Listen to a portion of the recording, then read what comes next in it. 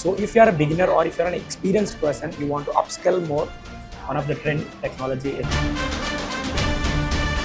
If you want to crack any job like data analyst or data engineering or whatever it may be, you need to have a plan of minimum 6 months, maximum can be anything.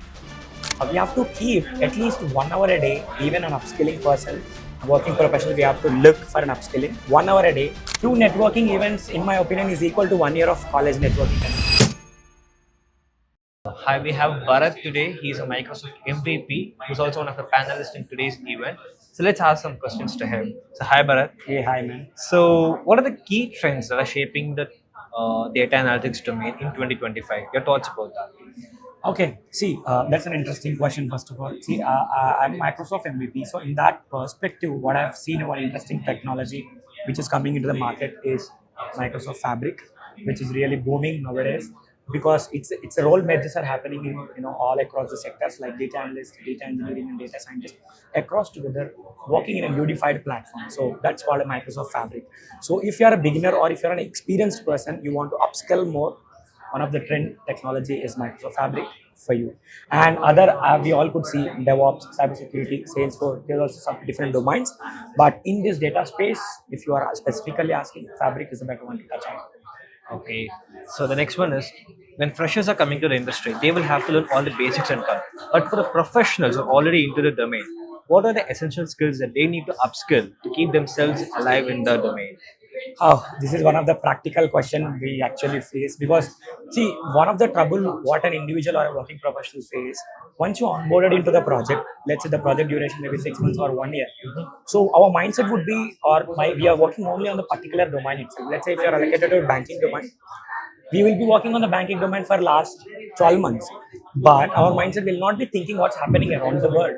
So this is an important, eye catching. We have to think. We have to keep at least 1 hour a day, even an upskilling person, working professional, we have to look for an upskilling. 1 hour a day, you have to think. You have to research what's happening around the world. Let's say, for example, we have been getting a lot of chat GPTs, DeepSeek AI, a lot of different technologies are coming. So you have to explore those things that can be implemented in our daily routine or not. True. So if we are not doing that, then we will not be there in this competitive world for sure. So you have to be upskilled every single day consistently. Thanks for that. So this question is for the non-data professionals who want to enter this field. So what is your one piece of advice for their successful transition? This is one repetitive question I usually face. One piece of advice is patience. See, there are a lot of people claiming 3 months, 20 days, 15 days, you can become master in everything. But no, if you want to crack any job like data analyst or data engineering or whatever it may be, you need to have a plan of minimum 6 months, maximum can be anything. I'll get a question like, can I become a master in 2 months or can I job in 2 months? The answer is no. You need to have a lot of patience. You need to know skills to network yourself because right now we are in T-Hub. Okay, we are doing a networking session. So exchange the contacts. You never know what happens tomorrow. So get those contacts. So you are a fresher. Reach out to those person consistently. If there is an opening, you are the first person in their mind to reach out. Okay, it's not like they have to call you and you have to get their contact. No. Secondary thing, showcase your skills on LinkedIn. That's the second piece of advice I want to give you because we all are here on this panel because of our LinkedIn profile. Yeah. Whatever we do, we upload on LinkedIn. If you are a fresher, you don't know what to upload. That's the common question. I'm a fresher, Bharat. I don't know what to upload on my LinkedIn. So you have to upload. Let's say you have attended any event, took pictures, summarize that event, and post on LinkedIn. Number two, you have attended any webinar in your college itself, summarize it, and you can post. Number three, you have attended any college, lecture in your particular subject. You feel like this is an interesting topic. Okay, you curate in a different way to your audience, to your classmate, summarize again, push it on LinkedIn. So do not worry, you are getting a likes or reach.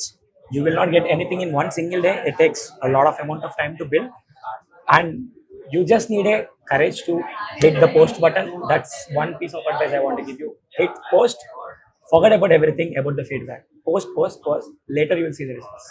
Thank you. So one last question. Yes, please. So Chennai Data Circle, it's a networking community. So what are your thoughts about networking and how vital is it for someone in the data profession? Okay, so see, these guys are from Chennai Data Circle. See, I'm also a founder and one of the core member in HDAC Data and AI community. So we run this community like last 2 years. we have been doing these networking sessions last 2 years, so almost 12 to 15 events we have done. If you do attend networking events, okay, and if you're spending 1 year in college day, 2 networking events, in my opinion, is equal to 1 year of college networking connections. Okay, so you get a lot of time, lot of different knowledge. See, if you want to interact with working professionals, if you're a college graduate, how do you get time? Attend one networking event, interact with them. You meet people from Google, you meet people from Microsoft, Deloitte, Amazon, different companies. So ask their LinkedIn connections, get their time, get their contacts. So you never know when it is needed for you. So if you are a fresher or any experienced person, if you want to increase the networking capabilities, attend a lot of networking events like this. You will see your future. Okay, this is one of the major thing everyone need to keep in their mind. Perfect. Perfect. So this is a bonus question. Oh, okay.